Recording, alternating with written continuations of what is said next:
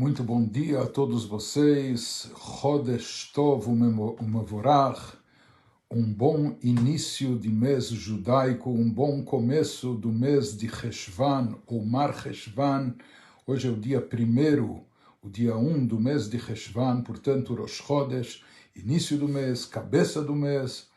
Um dia que contém dentro de si todos os dias desse mês que está se iniciando hoje em boa hora para todos nós.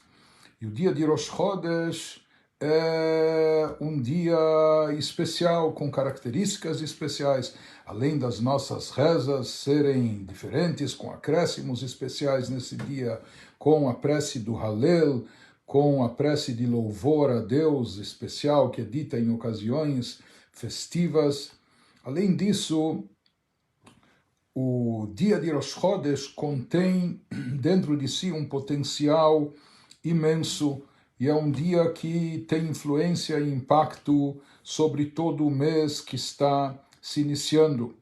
Eu queria compartilhar com vocês, isso se aplica a todo Rosh Chodesh, queria compartilhar com vocês um texto do Rebbe explicando o significado místico, o que ocorre nas esferas espirituais em todo Rosh Chodesh, em todo o início de mês judaico. É sabido que, de acordo com a Kabbalah, os 12 meses do calendário judaico têm uma correspondência com os 12 signos, com as 12 tribos, com 12 combinações diferentes do tetragrama, do chamado nome inefável de Deus, e cada mês tem um fluxo especial de energia divina, um tipo de energia diferenciada que rege cada mês. E isso se modifica a cada mês judaico. Com o início de um novo mês começa uma nova fase, uma nova etapa, e tudo isso está acentuado de forma marcante no dia de Rosh Chodesh, no início de cada um dos meses específicos do nosso calendário. Algo especial, místico, espiritual, que se aplica a cada um de nós, para se ter uma ideia, conforme explicado nos livros místicos, conforme trazido na Kabbalah. O Rebbe nos traz aqui de livros da Hassidut, inclusive isso está nos últimos pronunciamentos do Rebbe, que ouvimos em público. Então assim diz o Rebbe: בראש חודש מתגלה בכל אחד ואחד מישראל ניצוץ משיח שבו. No dia de Rosh Chodesh, a cada mês, quando chega essa data que nos encontramos hoje, Rosh Chodesh, início do mês judaico, se revela em cada uma de Israel a centelha e faísca de Mashiach que existe dentro de si. Os livros místicos, eles nos explicam, nós estamos esperando ansiosamente a vinda, a chegada, a revelação de Mashiach. E de forma mais acentuada desde a destruição do segundo Beit HaMikdash, do segundo templo sagrado em Jerusalém, há quase 2000 anos, com o exílio do povo de Israel, com a ida à diáspora, e mesmo hoje em dia que nós temos o Estado de Israel, mas ainda não temos o Beit HaMikdash, e ainda temos vários problemas, né, e até ameaças da nossa existência, e antissemitismo, e etc. Então, nós ansiamos pela vinda e pela chegada de Mashiach. Nós esperamos que se revele essa alma especial, conforme explicado pelos nossos mestres, pelos nossos santos mestres. Nós já falamos outras vezes que, de acordo com o judaísmo, conforme explicado na Kabbalah, a nossa alma tem 5 níveis, tem 5 categorias: Nefesh, Ruach, Neshama, Chaya e Yehidah. Não vamos tentar traduzir alma, espírito, etc., porque aqui não se trata de mera tradução, mas esses conceitos se referem a diferentes e destacados níveis espirituais, potenciais existentes na alma de cada um de nós. Nefesh é o nível elementar, que está ligado até às nossas funções físicas, orgânicas, aquilo que nos dá vida, etc., vitalidade física. Ruach já é algo que tem a ver mais, o espírito tem a ver mais com o lado emocional, sentimental nosso. Neshama, parte mais elevada da alma, isso está conectado ao nível intelectual do ser humano, que é isso que destaca o ser humano de todas as outras criaturas, etc. E depois existem outros dois níveis muito elevados, de certa forma até transcendentais, chamados de Chaya e Yehidah. Esses níveis, inclusive uma pessoa pode estar vivendo aqui, não é? E pode viver aqui 120 anos e talvez esteja se manifestando nela apenas o nível básico elementar chamado Nefesh.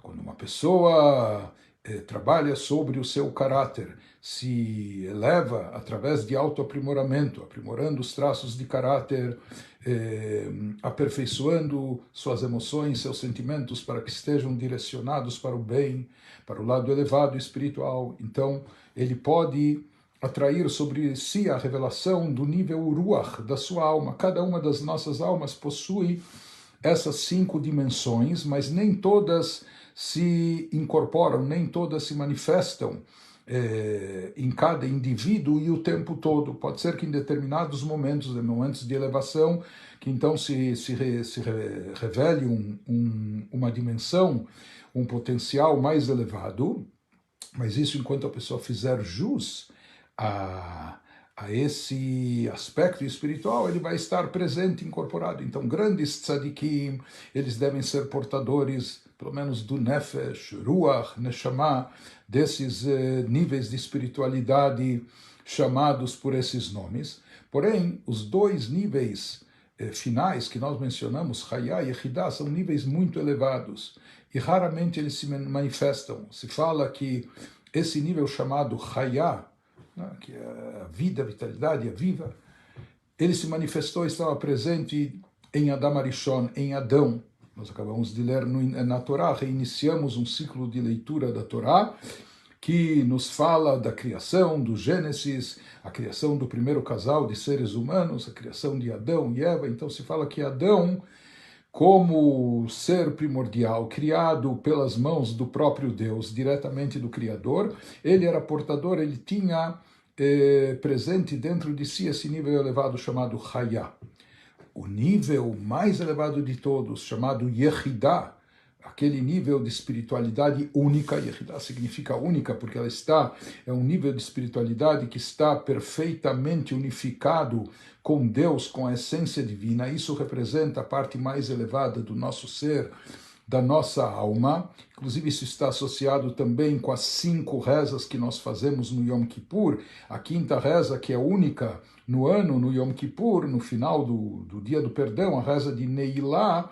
Então ela está associada, se fala que naquele momento se revela essa quinta essência, se revela esse quinto nível de espiritualidade tão elevado em cada Yehudi, chamado de Yehidah, aquele nível único, uma espiritualidade única, mas que se revela apenas em momentos raros ou em situações muito especiais, muito elevadas. É muito difícil uma pessoa conseguir revelar dentro de si esse nível elevadíssimo da sua alma, e muito menos ser portador de forma permanente desse nível. Se fala que esse nível de Yehidah, ele estará presente em Mashiach, ou seja, Mashiach que vai redimir o povo de Israel, a humanidade, trazer o bem ao mundo, etc.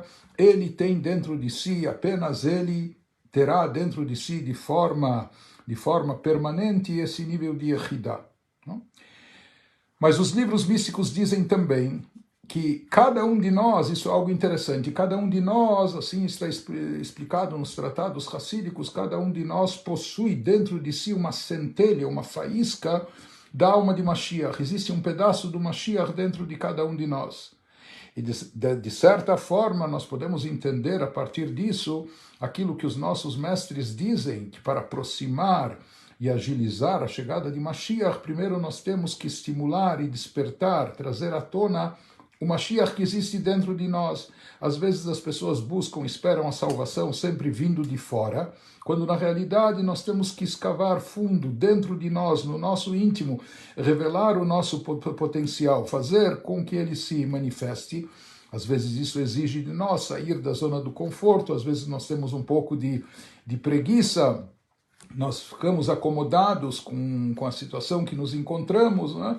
Mas se diz que quando nós buscamos uma Mashiach, uma salvação, uma redenção dentro de nós mesmos, então nesse instante nós trazemos à tona e podemos fazer, se manifestar, revelar a faísca, a centelha de Mashiach que existe dentro de cada um de nós. E quando todos nós conseguimos revelar com mais frequência, com mais assiduidade ou com mais intensidade essa centelha de Mashiach presente na nossa alma individual, então isso acaba gerando, acaba desencadeando a revelação, a chegada da alma geral de Mashiach, que é portadora desse nível de Yehidah.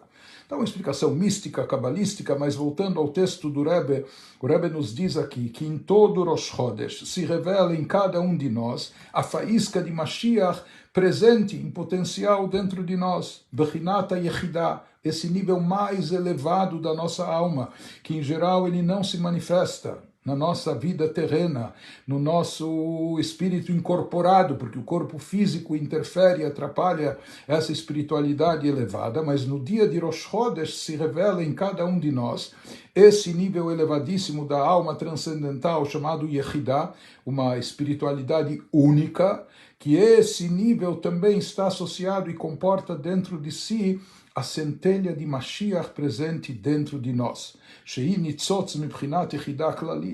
Ou seja, essa centelha de Yehidah, ela é derivada, ela é uma faísca daquela alma que é a chamada Yehidah Klalit, aquela alma de espiritualidade única, geral, abrangente no mundo todo. Nishmato shel Mashiach, a alma especial de Mashiach.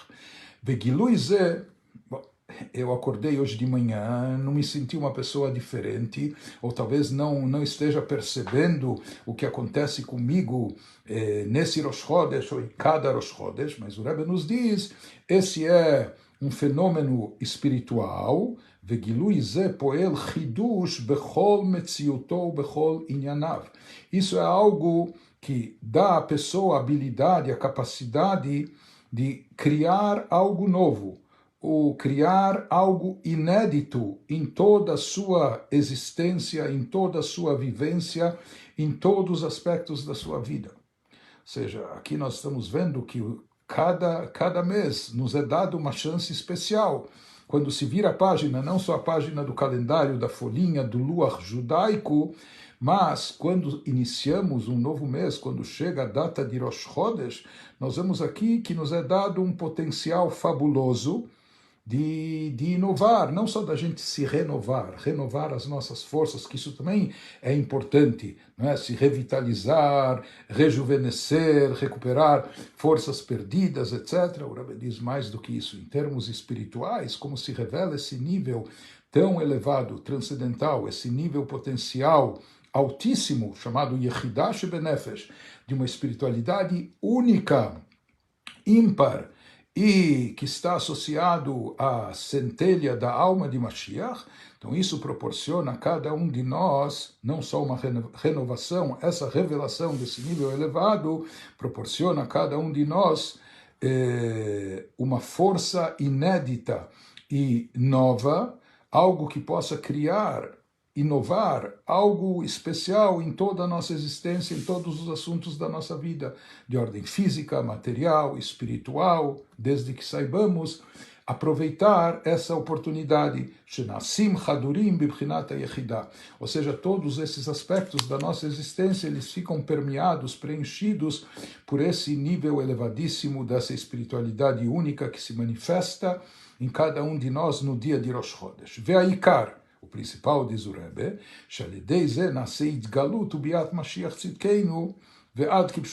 o principal que isso aproxima, agiliza e traz a revelação e a vinda de Mashiach, literalmente no sentido simples, literal, palpável, etc. Neshama beguf, uma alma incorporada, que a gente já veja e perceba, olho nu, Melech mi Beit David, esse rei da casa de David, que ele traga a redenção para o mundo todo. Isso era só para a gente ter uma ideia e uma noção do que produz o dia de Rosh Chodesh espiritualmente para cada um de nós, um potencial fabuloso que nos permite não só uma renovação, mas forças inéditas, inovar, acrescentar de forma positiva, etc., em todos os sentidos, coisas benéficas. Falando sobre o nosso mês específico, que se inicia hoje, dia 1º do mês de Cheshvan, ou Mar Cheshvan, conforme é conhecido, o mês que vem depois do mês de Tishrei, que foi um mês tão intenso, um mês tão cheio e repleto de datas significativas, de datas festivas, com mitzvot especiais, Rosh Hashanah, 10 dias de Teshuvah, Yom Kippur, Sukkot, Chol HaMoed, Hoshana Rabbah, Shmini Atzeret, Simchat Torah, quem tem nos acompanhado nos lives nesse último mês, então pode ter percebido a intensidade, o volume de mitzvot, de datas especiais, datas chaves, todas elas com influência contínua para o ano todo, um mês super denso. Logo depois do mês de Tishrei, vem o mês de Cheshvan. Hoje é dia 1º do mês de Cheshvan. Vamos falar sobre o que há de especial no mês de Cheshvan. O que o mês de Cheshvan tem de especial? Nada. Nada. Essa é a característica, inclusive de certa forma até uma característica única, ímpar, do mês de Cheshvan, que aparentemente, ou de fato, é um mês que não tem nada de especial, ele não tem nenhuma data especial, nenhuma festa, nenhuma data significativa.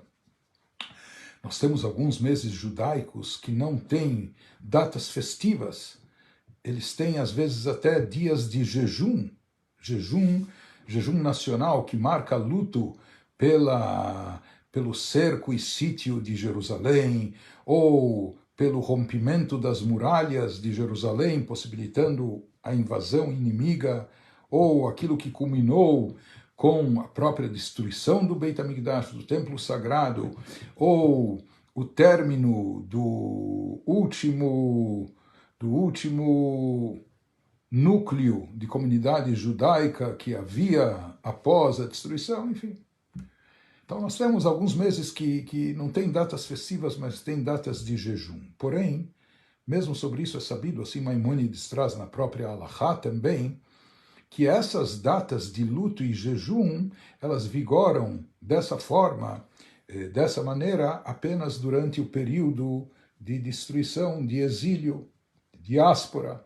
Porém, quando o Beit HaMikdash é reconstruído, e assim de fato aconteceu após a destruição do primeiro templo, dos 70 anos de exílio na Babilônia, quando o Beit HaMikdash, o segundo Beit HaMikdash, foi reconstruído, não só que os jejuns que guardavam luto pela destruição foram abolidos, mais do que isso, aquelas datas que até então eram datas de jejum, de luto, de tristeza, se transformaram em festas e celebrações, se transformaram em dias de alegria, dias de comemoração, uma vez que houve a reconstrução do templo.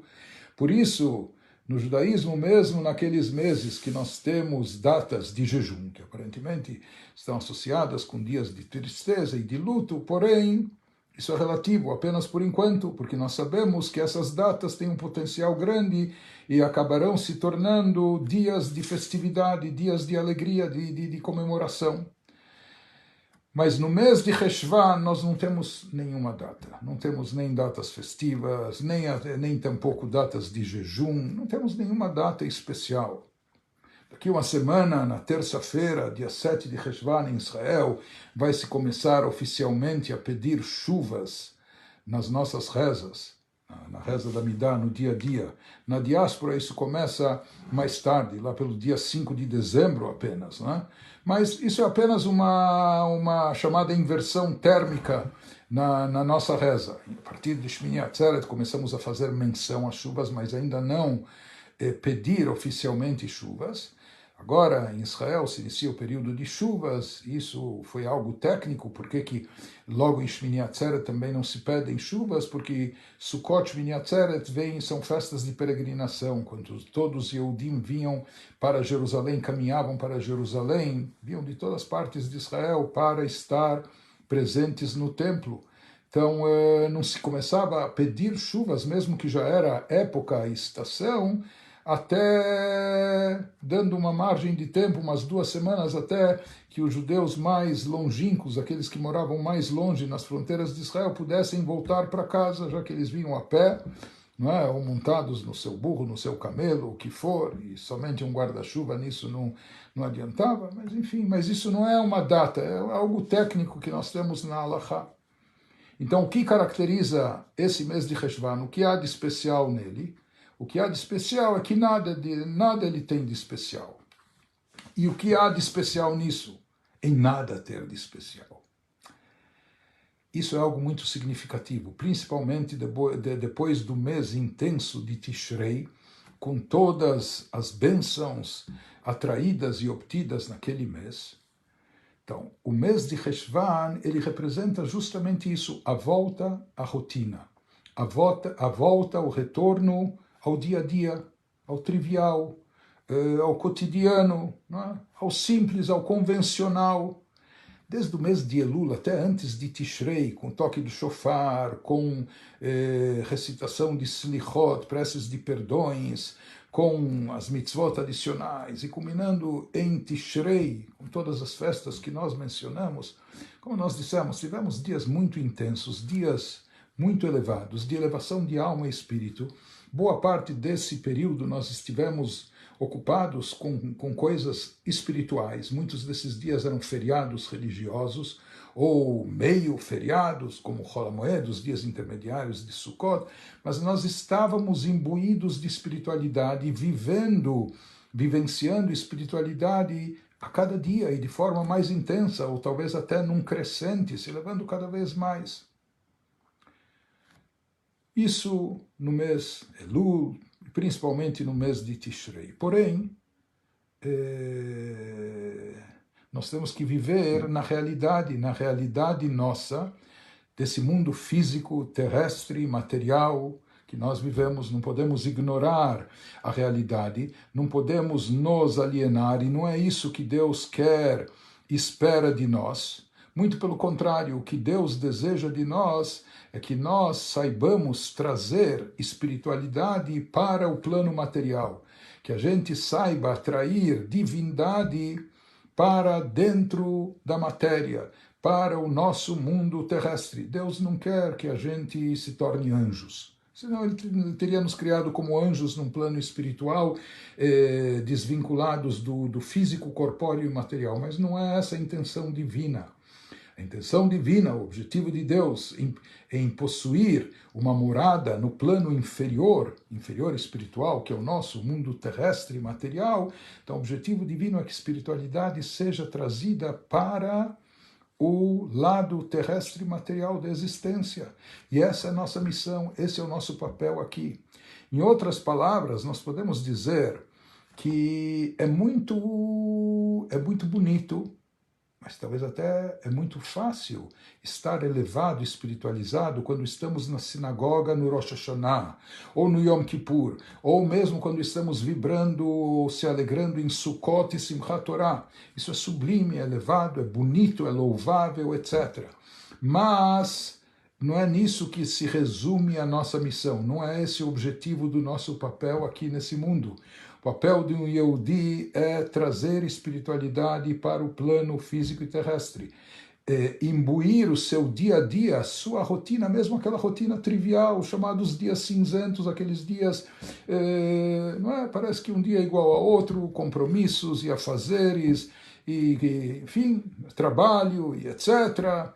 O nosso desafio e a nossa missão é imbuir de espiritualidade esses dias comuns, trazer espiritualidade e divindade para o nosso dia a dia. Não só no Rai, não é? Quando nós estamos num plano muito elevado, em dias sagrados, em momentos especiais, com mitzvot grandiosas, etc. Não, saber trazer. O desafio agora ou seja, é como se a gente estivesse, sabe, tem aquelas viagens, tem o pessoal que viaja, aquelas viagens, negócios da China, ou o que for, tem gente que viaja e fica 2 semanas no exterior, comprando mercadoria, ou às vezes tem feiras especiais que duram vários dias ou até semanas, e a pessoa compra, enche as malas, ou mais ainda enche containers inteiro, importando mercadoria, e às vezes aquela mercadoria que a pessoa importou, daquilo que ela adquiriu naquela feira durante aquelas semanas, é a mercadoria que ela vai revender durante o ano todo, e com isso lucrar, faturar, ganhar. De certa forma, nós damos exemplos materiais que são mais próximos, não é, da nossa mentalidade, para a gente poder visualizar o assunto, mas de certa forma, no mês inteiro de Tishrei, nós acumulamos bagagem espiritual. Bagagem intensa, em todos os aspectos, né? Tchuvá, retorno a Deus, reaproximação, conciliação, subordinação a Deus, alegria com a conexão com o divino e assim por diante. Isso foi acumulado para o ano todo. Agora, nós voltamos para casa, voltamos ao nosso dia a dia, por assim dizer, comum. Nosso desafio agora é o momento de abrir as malas, de abrir os containers e retirar toda essa mercadoria preciosa que nós adquirimos ou acumulamos no mês de Tishrei, no período de festas, e agora colocar isso, não pôr à venda, mas colocar isso em prática no nosso dia a dia, santificando o nosso dia a dia, a nossa rotina, elevando até o nosso trivial, o nosso dia a dia de comer, de beber, de trabalhar, os nossos negócios, etc. Mas colocar espiritualidade, colocar divindade nisso. E esse é o significado do mês de Cheshvan. Então, logo depois, até um contraste tão intenso, depois de um mês tão pleno, tão recheado, não é? de datas significativas, de mitzvot e de dias especiais, de repente agora nós temos um mês inteiro sem nenhuma data significativa. Então parece um choque térmico, parece em termos espirituais, não é? Um contraste muito grande, de certa forma é um contraste, mas isso vem acentuar o objetivo e a finalidade de tudo. Como nós falamos, é fácil nós estarmos elevados em Rosh Hashanah e Yom Kippur, ou felizes da vida em Simchat Torah, etc. O desafio é trazer tudo isso no dia a dia, nas coisas comuns da vida, nos momentos simples da nossa existência, consagrar isso, santificar o nosso dia a dia, a nossa rotina, e esse é o objetivo do mês de Cheshvan. Por isso o mês de Cheshvan, de fato, ele não possui nenhuma data especial, porque nós temos que tornar esses dias especiais. Somos nós que preenchemos com conteúdo e com significado a nossa rotina cotidiana, elevando isso para um plano mais elevado.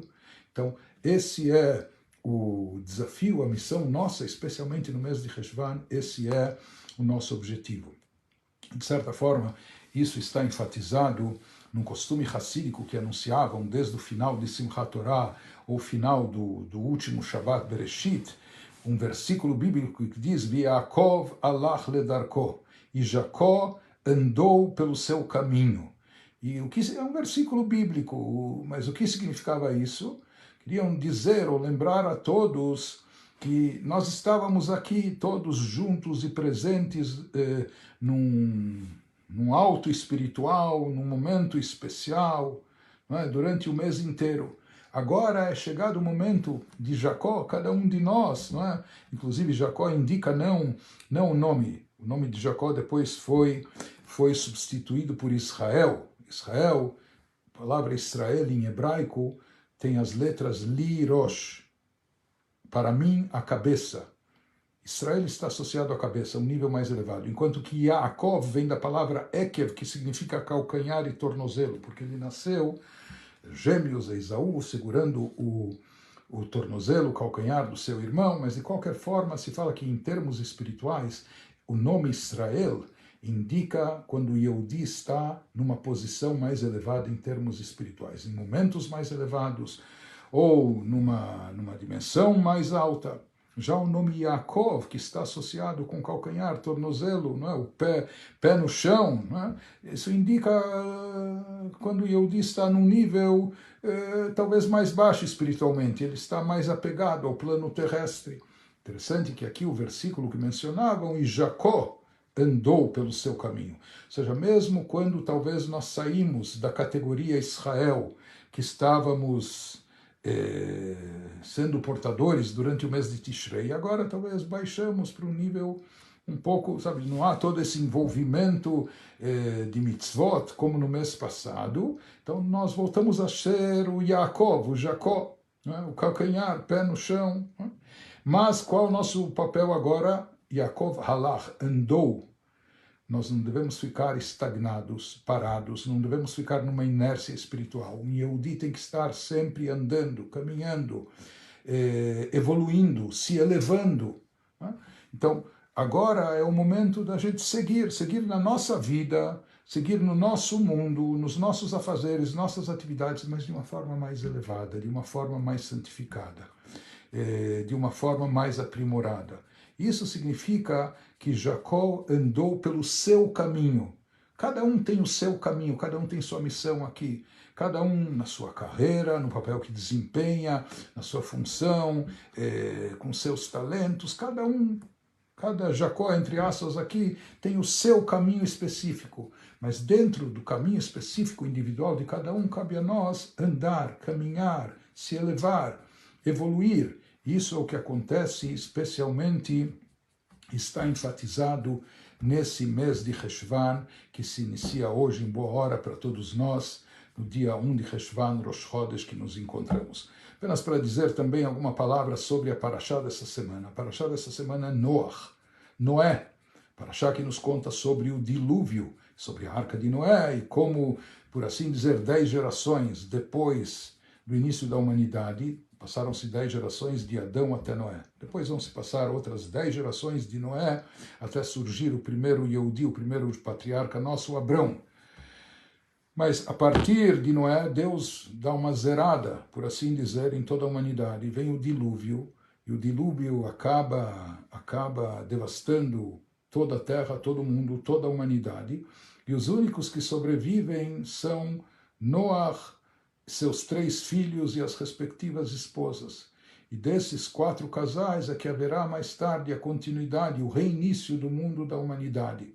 Então, conforme a Torá conta, havia uma corrupção e, pior do que isso, uma depravação total, moral, ética, bons costumes, em todos os sentidos, na Terra, até que chegou um momento que não havia volta. E, porém, a Torá nos fala de Noach, títulos que a gente não encontra no Tanakh inteiro, em todos os livros bíblicos sobre uma pessoa. Noach, não é?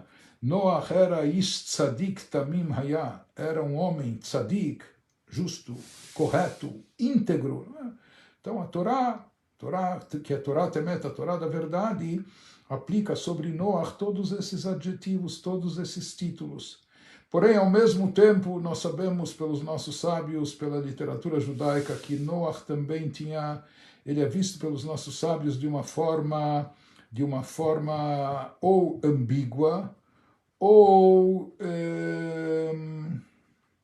uma forma paradoxal, contraditória. Por um lado, de fato, está escrito na Torá que ele era um justo, um tzadik, mas a Torá fala que ele era um justo na sua geração. E como interpretar isso? Alguns dizem, se ele vivesse numa geração cheia de justos, quanto mais ele seria. Outros dizem, não. Ele era considerado justo na sua geração. Se ele vivesse na geração de Abraham, de Moshe, ele passaria desapercebido. A sua grandeza espiritual nada representaria em comparação a eles. E por que esses sábios dessa segunda, última corrente são tão críticos? E por que isso dá margem a uma imagem um pouco ambivalente de Noach? Isso nós encontramos no próprio Tanakh, na Bíblia, quando a Bíblia se explica o Zohar, a obra mestra da Kabbalah, que a Bíblia mesmo chama o dilúvio de Mei Noach, as águas de Noach, as águas de Noé. Se pergunta por que associar o dilúvio, que foi uma tragédia, uma calamidade para toda a humanidade, por que associar isso ao nome de Noach? Se Noach, Noé, era o tzadik, o justo, o íntegro, único naquela geração, então por que o dilúvio leva o nome dele, as águas de Noé? Por que fica conhecido com ele uma tragédia dessas? Os mestres racídicos diziam o seguinte, eles chamavam Noach, Noé, de fato ele era um tzadik, porque a Torá atesta que ele era um tzadik. Um tzadik com pele. O que significa isso? Na Europa, lá onde viviam os mestres racídicos, as comunidades racídicas, principalmente no século XVII, XVIII, até XIX. Então, tinha lugares com inverno muito rigoroso. Então, se diz, quando está muito frio, temperaturas bem abaixo de zero, há duas maneiras de você se aquecer. Ou vestiam peles animais, etc., mas daquelas bem pesadas e que esquentam bastante, aquecem a pele, ou acender uma lareira, ou forno. Antigamente eles tinham fornos em casa para aquecer. Qual a diferença das duas coisas? É muito simples. Aquele que veste uma pele, ele está aquecendo apenas a si próprio, ele está salvando a sua pele. Ele veste o casacão, ele está aquecendo apenas a si próprio. Porém, se ele acende a lareira, acende uma fogueira, acende o forno, com isso ele está aquecendo o ambiente inteiro, está beneficiando todas as pessoas que se encontram naquela sala, que todas elas vão se aquecer. Assim também se diz que essa era a diferença entre Noach, como enfatiza o Zohar, Noach, Moshe e Avraham. Então, Noach foi comunicado por Deus, que Deus falava, olha, o mundo está pervertido, o mundo, toda a moral foi deturpada, o mundo está uma calamidade moral e etc., uma situação insustentável, e eu penso destruir a humanidade. Deus avisa isso para Noach e fala para ele construir uma arca. O velho Noach construindo uma arca, isso levou nada menos que 120 anos. E é claro que um negócio gigantesco desse, uma obra esquisita no meio do... as pessoas vinham e perguntavam, Noach, o que é isso? E para quem vinha e perguntava, ele respondia, sabe o que é? Deus não está satisfeito com o que acontece nesse mundo e ele pensa mandar um dilúvio para acabar com a humanidade. Então, se alguém perguntava para ele, ele respondia. Se a pessoa levava a sério, talvez houvesse alguma chance dela se arrepender, penitenciar, fazer chuvá, retornar a Deus, mas não foi o que aconteceu. E esse foi o papel de Noach, um papel um pouco passivo em relação à sociedade. Ele fez aquilo que foi ordenado por Deus, construiu a arca para ele e sua família se salvarem, mas nada ele fez em prol da humanidade. Ele escutou de Deus, olha, está todo mundo pervertido e perdido, etc. Bom, então paciência, eu vou salvar a mim e tudo bem. Nós sabemos que já Abraham Avinu, quando escutou de Deus que as cidades de Sodoma, Gomorra, daquela região seriam destruídas, porque havia uma maldade intensa lá, nós vemos que Abraham, mesmo que eles eram exatamente opostos e contrários a toda a mentalidade, conduta, princípios de Abraham, mas Abraham fica intercedendo por eles, pedindo a Deus, Deus, talvez tem 50 justos lá, poupe a cidade, se não tiver 50, talvez tem 45, se não chegar a 45, talvez tem 40, 30, 20, 10... Avraham Avinu rezando, Avraham Avinu que é um tzadik, uma pessoa, é o protótipo da bondade, da misericórdia em pessoa, ele personificava o que há de bondade na sua conduta. E por quem ele está intercedendo aqui? Pelos malvados e ruins de Sodoma e Gomorra, onde lá a maldade estava legitimizada como lei.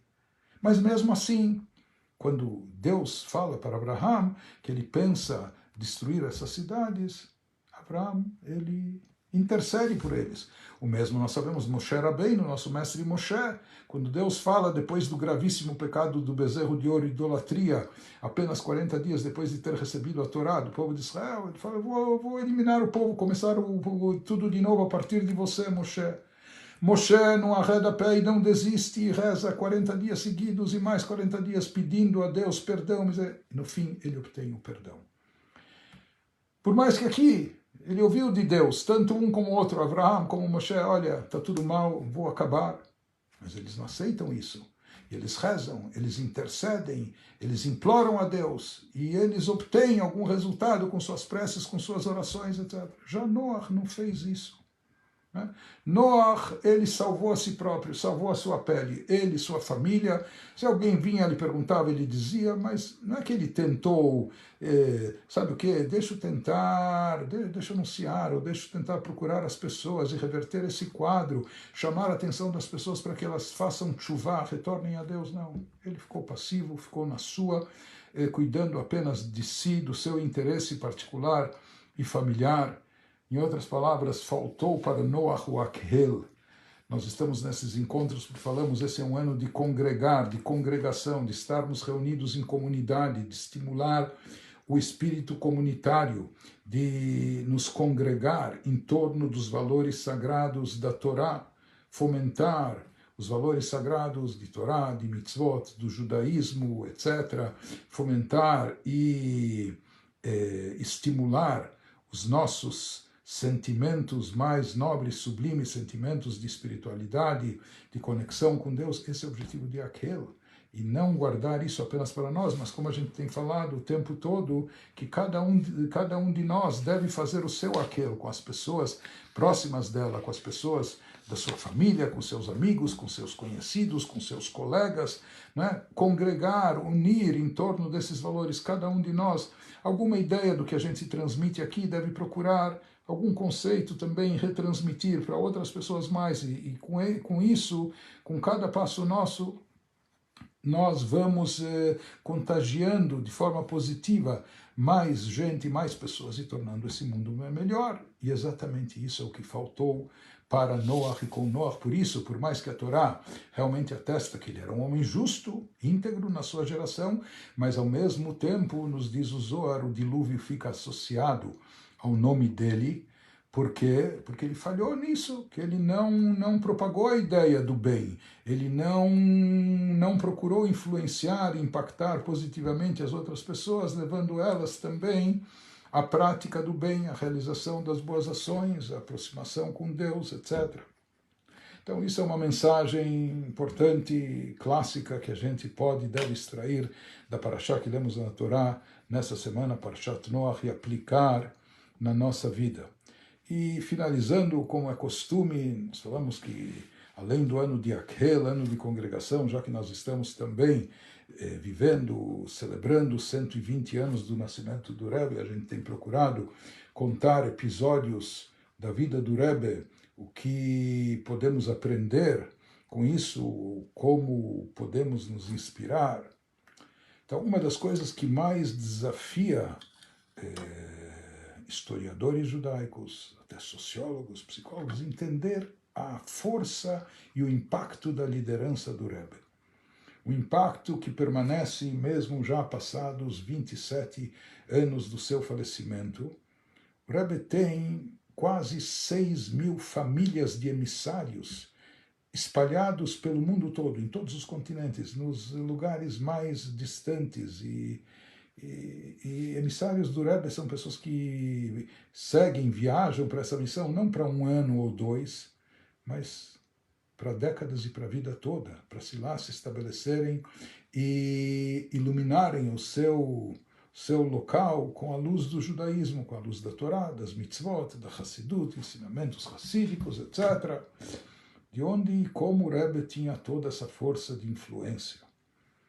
Então, não há dúvida que, em primeiro lugar, o Rebbe, ele próprio, sempre serviu de modelo vivo, dando exemplo, a sua dedicação para com o próximo, para com o semelhante. Nós sabemos quantas, como nós já comentamos, quantas centenas de cartas o Rebbe recebia no dia a dia, quantas dezenas e dezenas de pessoas o Rebbe recebia em todas essas noites de audiência. Eu tinha 3 noites de audiência no início, semanalmente, que se iniciavam às 8 da noite e às vezes terminavam depois das 6 da manhã. E a atenção que o Rebbe dava a cada pessoa, a cada indivíduo, o carinho, o amor, a concentração em relação às necessidades de cada um, conta conta uma família, um casal, que estavam numa yechidut, que estavam certa vez de noite, por volta talvez de 11 da noite, meia-noite, quando eles estavam, chegou a vez deles, eles estavam em audiência particular no quarto, no escritório do Rebbe, apenas eles, o casal, talvez os filhos, com o Rebbe. Conta o homem que havia um diálogo e o Rebbe respondia algumas perguntas, alguns pedidos de conselhos, orientações que eles solicitaram, etc. Mas, de repente, tudo parou a conversa, parou o diálogo, houve um silêncio no escritório, um silêncio que para aquele casal, para aqueles familiares, até parecia um silêncio até um pouco assustador. De repente viram o Rebbe como olhando para o vazio, com uma feição no semblante muito séria, muito compenetrada, como se o Rebbe nem estivesse mais aqui. E eles ficaram até assustados, ficaram em silêncio, aguardando. Né? E assim isso perdurou, talvez por longos segundos, não sei se minutos, 30 segundos, 1 minuto, esse silêncio, eles não sabiam o que fazer, até que de repente parece que o Rebbe volta a si, e o Rebbe percebe que eles estavam um pouco intrigados e assustados, e o próprio Rebbe explica para eles qual o motivo, o que ele estava pensando nesses instantes. Então o Rebbe conta que nesse exato momento, no Kennedy Airport, no aeroporto de Nova York, tem um casal recém-casado de jovens Hassidim, se casaram há pouco tempo, que eles estão prestes a embarcar, viajando para um lugar longínquo para Shlichut, para uma missão. Né? E como nós falamos aqui, não é uma missão específica, eles se estabelecerem naquele local como missão de vida, lá permanecendo, irradiando o judaísmo, Torá, mitzvot, para todos que estão ao redor. Né? Mais um casal, já tinha vários desses casais, mas o Rebbe conta, aqui há alguma coisa especial e diferente. A jovem esposa, eles eram recém-casados, ela é filha única. Ela tem vários irmãos homens, e todos os irmãos já viajaram para Shlichut. Todos eles também, cada um viajou para outra parte dos Estados Unidos, outra parte do mundo, e eles estão em Shlichut. Os pais dessa jovem senhora, dessa moça, desses irmãos que estão em Shlichut, já são pessoas, talvez ela era filha caçula, e a única filha mulher entre os irmãos, e eles já eram pessoas de uma certa idade, com idade avançada, e eles, no íntimo, tinham uma certa esperança que a filha, pelo menos, permanecesse no Brooklyn, morando, vivendo perto deles, assim eles teriam alguém por perto, não é, para assessorá-los na velhice, para ajudá-los, uma filha, com carinho de uma filha, e etc. E o Rebbe diz, porém, esse casal, depois de terem se casado, etc., eles também se voluntariaram e se ofereceram para ir para Shlichut, escreveram para o Rebbe que eles querem também ser enviados para um lugar, na missão de difundir judaísmo, Torá, mitzvot, serem shluchim, emissários do Rebbe. E assim acabou sendo, assim eles foram escalados, e eles faziam isso com satisfação, com orgulho, viam isso como sua missão de vida. E efetivamente chegou o dia da viagem, que o Rebbe diz, essa viagem está prestes a ocorrer agora nesse momento. Nesse momento estão as duas famílias do noivo e da noiva, do marido e da mulher recém-casados, estão lá no aeroporto se despedindo deles. E o Rebbe fala, tem muito choro lá, nesse instante. Tem prantos, tem lágrimas, porque, sabe, a distância física, as saudades, estamos falando nos anos 60 do século XX, não tinha WhatsApp, não tinha e-mail, não tinha uma chamada interurbana ou internacional por telefone custava uma fortuna, então não tinha os meios de comunicação fáceis, acessíveis que nós temos hoje. Então, a distância física de filhos, ou recém-casados, jovens, principalmente aqui da filha, da única filha que eles tinham, é uma coisa que doía, pesava no coração dos pais, principalmente nos pais da moça. Ela diz, há muito choro e prantos lá, mas ao mesmo tempo há uma determinação forte, tanto por parte dos filhos como até por parte dos pais, de irem e realizar com sucesso a missão, sabendo que o bem coletivo, ao realizar essa missão, vai ser também não só gratificante, mas vai ser o bem maior para eles próprios, para os próprios emissários.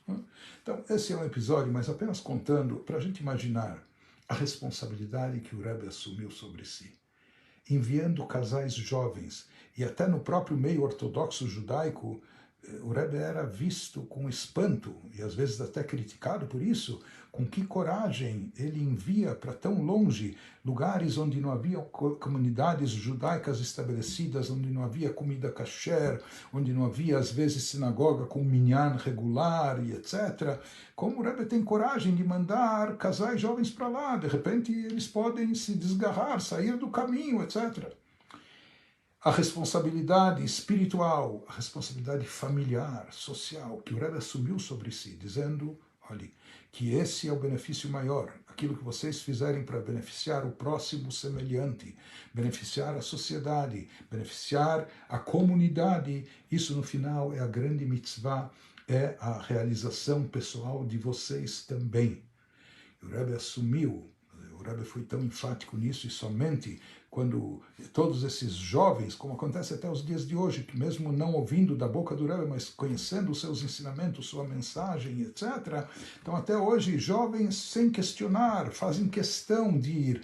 Eles procuram essa shlichut, essa missão, imbuídos desse espírito que o Rebbe conseguiu inculcar, enraizar no coração, na mentalidade de cada um. Que nós estamos aqui não só em benefício próprio. Nós estamos aqui nesse mundo não só para autossatisfação. Nós estamos aqui para agregar valor à sociedade, à comunidade, ajudar outras pessoas, trazer benefício à sociedade, promover o bem, aproximar outras pessoas de Torá, de mitzvot, de judaísmo. É para isso que estamos aqui. Essa é a mensagem que o Rebbe transmitiu durante as suas mais de 4 décadas de liderança, e como é sabido que palavras que saem do coração, elas entram, penetram no coração,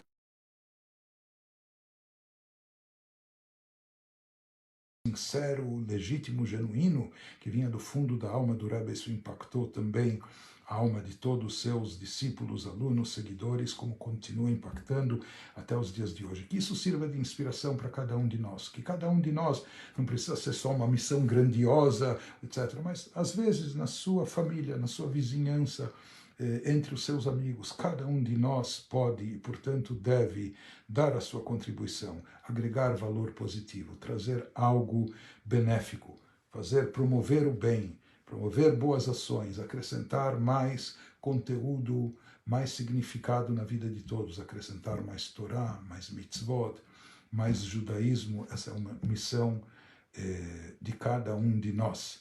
Então, eu quero finalizar desejando para vocês Chodesh Tov Umevorach, um ótimo e abençoado mês de Cheshvan, que o mês inteiro seja e siga como um mês de alegria, de sucessos, com saúde, com boas realizações, boas notícias para todos vocês, para todos nós. E, se Deus quiser, nós voltaremos a nos encontrar no próximo Rosh Chodesh, no Rosh Chodesh do próximo mês, Rosh Chodesh Kislev, e isso oportunamente vai ser anunciado de forma prévia, com antecedência. Vamos comunicar o dia e o horário para que a gente possa continuar conectados nesse ano especial de Akel, no ano de congregar, que a gente continue nesses encontros virtuais em torno de Torá e Mitzvot com alegria, com saúde para todos nós. Obrigado e Chodesh Tov Umevorach.